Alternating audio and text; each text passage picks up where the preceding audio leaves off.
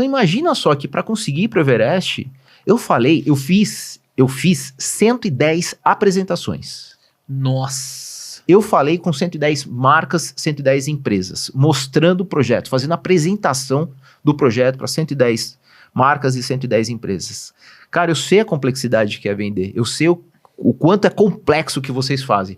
Por isso que eu digo que um dos maiores desafios que eu tive na montanha foi justamente envelopar o projeto e apresentar e mostrar a complexidade e mostrar quanto de retorno, mostrar o quanto de engajamento, quanto de impacto ele causa. Porque obviamente que ele é muito impactante, obviamente que ele tem muitos desdobramentos e dá para você levar para outros territórios e as pessoas veem aquilo e realmente se engajam. Porque o que engaja? História. Né? Você pega o livro mais antigo da história e do mundo, a Bíblia. Como que ela passa os valores? Através de histórias, né? As fábulas, são histórias. Então é a história que engaja. Então, obviamente, que quando eu conto a história do Everest, o que aconteceu comigo no Everest, a partir dali vem muita história, vem muito valor, vem tudo engajado. Então ele impacta muito. Mas eu sei a complexidade que é o trabalho que vocês fazem. Por isso eu preciso me inscrever nesse Masterclass. Então nós pegar vemos os hoje à aprendizados noite. aí com vocês hoje à noite. Enfim, só para dizer que realmente eu sei a complexidade do que vocês fazem e parabéns ao que vocês fazem e parabéns aos ensinamentos que vocês transmitem, porque realmente é muito valioso. Eu sei o desafio que eu passei tentando montar esse projeto e até conseguir angariar aí para eu poder ir. Você olhando para tua história profissional, você olha para sua história profissional como um profissional de vendas ou você acaba atribuindo mais outras características profissionais? Eu descobri que tudo é venda, né? Tudo é venda. Tudo é venda. Desde da forma como você mostra o trabalho que você fez, né? Tá. Porque você tem que mostrar o trabalho que você fez, né? E isso era uma deficiência que eu tinha. Você imagina que na minha vida profissional, eu me graduei em jornalismo. Depois eu fiz MBA de marketing, MBA de gestão empresarial, MBA de gestão da comunicação corporativa, fiz outras especialidades tantas. Comecei na Rádio Globo, na Rádio CBN, fazendo reportagem, apresentação de programas. Cobriu a F1, né? Cobri a Fórmula 1 durante 5 anos, né? Viajando o mundo inteiro. Depois eu fui para a TV Globo, daí eu continuei cobrindo Fórmula 1, moto velocidade, outras coisas mais, assim, lançamentos de produtos, feiras internacionais de carros na TV Globo por mais 10 anos, e depois eu fui para o mundo corporativo. E aprendi que, nessa história toda, que se você não mostra o que você fez, é muito difícil ser visto e valorizar aquele trabalho que você executa. Então eu aprendi que tudo é venda. Então você precisa mostrar o trabalho que você faz o tempo todo, né? Muitas vezes a gente fica ressabiado mesmo, né? E eu ficava muito isso e era uma deficiência que eu tinha em mostrar o trabalho. Você fala, pô, né, parece que eu tô querendo me mostrar, me vender. Mas não é isso. Realmente você tem que mostrar o que você faz para as pessoas verem, né? É um erro, eu acho que a gente tem de achar que todo mundo consegue ver tudo que você faz. E na verdade não consegue. Então eu tô trabalhando nisso até hoje, assim, profissionalmente falando, e acho que eu sou um profissional, e acho que todo mundo tem essa evolução constante, e tem que ter, né? Esse aprendizado constante, né? Acho que mais do que nunca, aquele lifelong learning, né? O aprendizado constante para a vida inteira tá em voga, né? Você tem que estar aprendendo e buscando, evoluindo o tempo todo, e eu me sinto assim, desenvolvendo o tempo todo. Essa é a melhor forma de você se manter jovem, né? Mostrar como o que eu faço. E acho que isso rejuvenesce a gente cada vez mais, né? E coloca a gente num posto de humildade necessária, né? É isso aí. Né? Tipo, afasta a vaidade e coloca você num posto de humildade que é necessário. Você buscar sempre aprendizado e saber que você não sabe tudo. E a montanha me ensina muito isso. Saber que cada vez eu tenho mais coisas para aprender. Fora que deve ser muito chato, né? Você chegar num patamar que você não tem mais nada ou que você acha que não tem mais nada para aprender. Imagina quando deve ser chato você chegar num lugar ou num posto ou numa idade que você fala, cara, eu já sei tudo. Pô, deve ser chato demais, né? Você tá nessa posição. E tudo isso que eu faço, o Dani, voltando assim, a pergunta que você me fez, tudo isso me prepara mentalmente. Então a preparação física que eu faço me prepara mentalmente. Enxergar a jornada que eu percorri me dá uma força mental muito grande. Quando eu me sinto assim meio instável, meio sem saber se realmente eu tô pronto para aquele desafio ou não, eu olho pro meu passado. Eu falo assim, cara, olha lá a construção que você fez para chegar até aqui. E quando eu começo a olhar o detalhe da minha jornada até aquele ponto que eu tô, isso me dá uma força mental muito grande. E isso eu percebo muito claramente assim na montanha.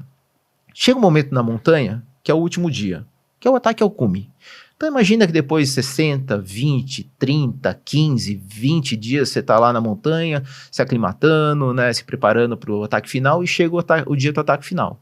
A hora que você sai da sua barraca no ataque final, é o dia que você tenta se sabotar. A autossabotagem vem na sua cabeça. Sério? Daí vem tudo na sua cabeça.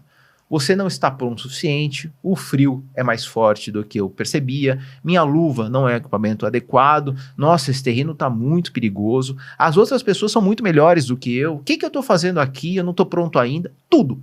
É uma autossabotagem. Como você consegue vencer essa autossabotagem? Com essa força mental que você se preparou para chegar até aquele ponto. É aí que você tem que estar com certeza que você está preparado. Então você tem que lembrar da sua preparação anterior. Cara, não. Minha luva é sim, porque eu lembro a pesquisa que eu fiz para chegar nesse equipamento. Cara, não tá tão frio não, porque eu sei. Eu tava esperando esse frio. Aqui, caramba, é o Everest, ou é qualquer outra montanha. Eu sei o frio que isso aqui oferece. Não tá mais forte não.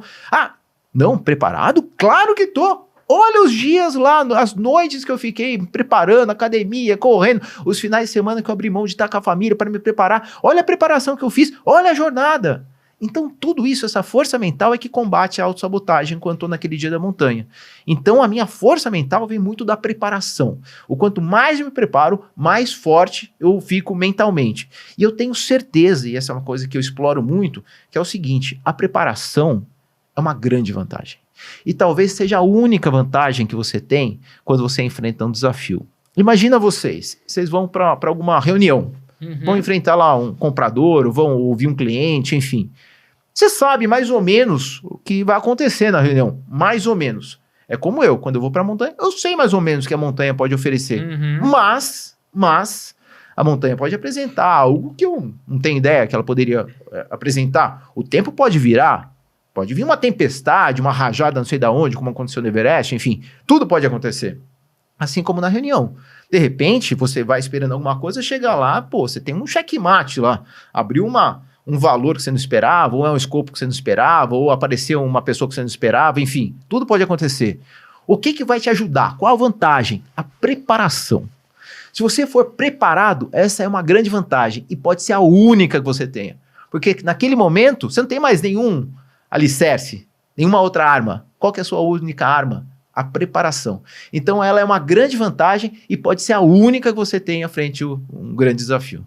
Olha só, que interessante, né, Dan? E outro ponto, né, cara? Se você faz a preparação de acordo, quando você tem essa dúvida, quando essa coisa aparece na sua cabeça, você tem certeza que você fez o que era necessário. Se você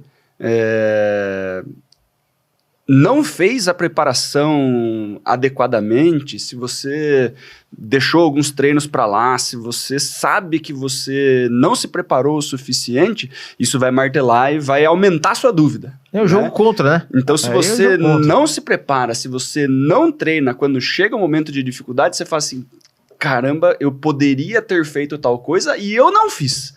Né? Aí a dúvida se torna maior. Né? Se você fez tudo que estava dentro do seu controle ali, se você, treinou, se alimentou direitinho, fez, né, todas as preparações, você estava comentando aqui, né, treino de 5 horas na escada do prédio, subindo e descendo, né, o quanto que durante essas 5 horas o seu cérebro não entende que, esse cara aqui está fazendo isso daqui, porque em algum momento eu vou precisar retomar esse estado mental, é saber que eu fiz, né, os esforços necessários para quando precisar ter o recurso, não é isso? Não dá para se enganar, né? Não dá para você tentar se enganar. Você, sei lá, não dá tudo de si na preparação e depois querer falar, porra, mas eu treinei. Mas você treinou para valer ou você deu uma enganadinha ali? Porque a montanha cobra e ela não perdoa. Tipo, ali não tem como você falar, puta, não, mas montanha, eu treinei, cara. Não tem essa, ou você treinou de verdade ou não treinou. Não, mas aquele sábado tava chovendo. Exatamente. Não foi culpa minha. Ah, mas era aniversário da prima do meu irmão. Né? Cara, eu tenho uma cobrança muito forte minha. Às vezes eu chego assim esgotado em casa. Esgotado. Eu treino todo dia. Todo dia eu treino. Eu chego em casa esgotado. Porque o trabalho é muito duro, né? Tipo, o trabalho não tem alívio porque você executa outras coisas fora dele, né? Então, meu trabalho é muito exigente. Então, às vezes eu chego em casa esgotado. Cara, mas eu fico pensando, puta, eu preciso descer, e desço. Mas eu desço porque eu transformei aquilo já num hábito. Eu já transformei aquilo numa coisa que eu tenho que fazer. É uma disciplina. Eu exerço a minha disciplina descendo ali e treinando todos os dias. Se fosse só por motivação, talvez não descesse. Eu tenho certeza que a disciplina, ela come a motivação no café da manhã. Ela come a motivação no café da manhã. Um dia você tá motivadão, outro dia você não tá. E faz parte, somos seres humanos. Sim. Nem todo dia que eu desço pra treinar eu tô motivado, mas eu desço pela disciplina. Eu desço pelo hábito. Porque aquilo pra mim virou um escovar o dente, virou um tomar banho. E virou um saber como a montanha vai me cobrar se eu não praticar aquilo lá. Então eu me exijo ao máximo para chegar lá e poder cumprir o que eu preciso fazer na montanha. É aquela coisa, treino duro para o jogo ficar mais fácil. Exatamente. Então, o meu treino é muito duro e eu me preparo mais, muito. Eu prefiro chegar lá overtraining, né? Mais treinado do que menos. Então, por mais que eu vá treinado, tá, a montanha vai me exigir menos, que ótimo. Sobrou treino. Ah, maravilhoso. Boa, né? Ótimo. Agora o duro é você chegar lá e faltar. Aí sim. Porque uma coisa que eu tento evitar e que não me perdoa, porque isso já aconteceu comigo, foi eu falhar por uma culpa minha. Por algo que eu poderia ter feito. Estava dentro do seu controle. Que estava dentro do meu controle. Isso aconteceu comigo no Aconcagua. O Aconcagua é a maior montanha da América do Sul. É a maior montanha do mundo, tirando as montanhas do Nepal. Então imagina lá a montanha do Himalaia, tirando aquela parte lá do mundo, o Aconcagua é a maior montanha. A maior montanha do Ocidente, a maior montanha do Hemisfério Sul, a maior montanha fora do Himalaia. Eu escalei 2 vezes o Aconcagua. Então, há 18 anos, quando eu escalei a primeira vez o Aconcagua, eu achava que estava pronto para essa montanha, porque eu já tinha escalado o Huayna Potosí, que é uma montanha de 6.088 metros na Bolívia, outras montanhas mais de 6.000. Falei, pô, agora eu tô pronto pro desafio da Aconcagua. Me faltou humildade. Mas eu fui pro Aconcagua. Cara, eu tomei um pau do Aconcagua. Porque depois, imagina, o Aconcagua são 21 dias. Depois, no ataque final ao cume, minhas pernas faliram. Tipo, não aguentava mais minha perna, não estava aclimatado o suficiente. Tomei um pau do Aconcagua. Não consegui chegar no cume. Não cheguei no cume. Aí quando você não chega no cume, você não fala que escalou aquela montanha ou não. Mesmo assim, você poderia falar. Eu considero só os cumes, assim. Tipo, quando eu falo que eu completei uma montanha, eu tenho que chegar ao cume. Entendi. E daí não cheguei ao cume, daí desci. Só que você não desce de uma montanha como a Aconcagua, assim, cara, não consegui, puf, tô em casa. Cara, pra você chegar você chegar em Mendoza, são 4 dias. Pra você chegar da onde que a gente tava no acampamento 4 lá, pra você chegar em Mendoza, são 4 dias. Então aqueles 4 dias, imagina que nessa diferença desses 4 dias tem um trekking que você tem que fazer de um dia inteiro. Daí tem a descida, e você vai lá com seus próprios pensamentos.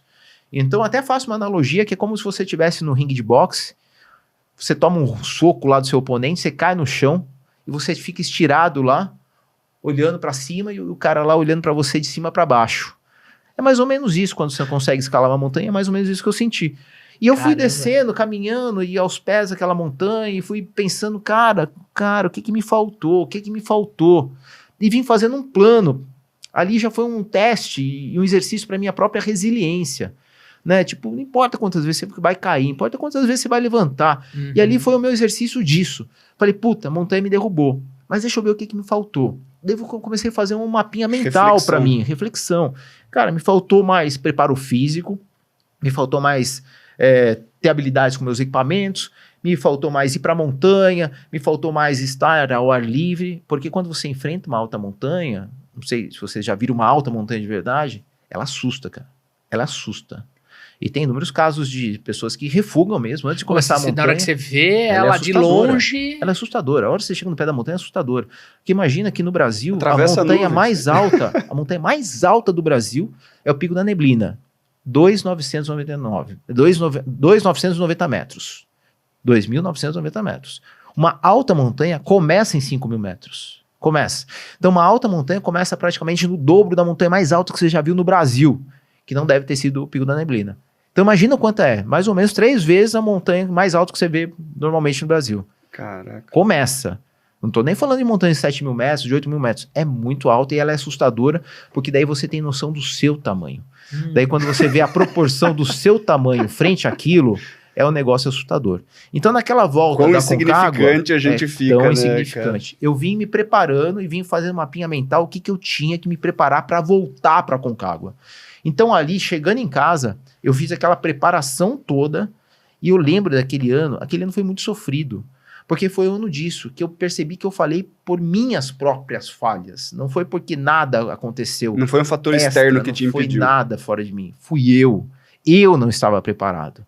Então a dor foi muito maior. Mas foi um ano de preparação, porque as altas montanhas ela tem temporada, é uma vez por ano.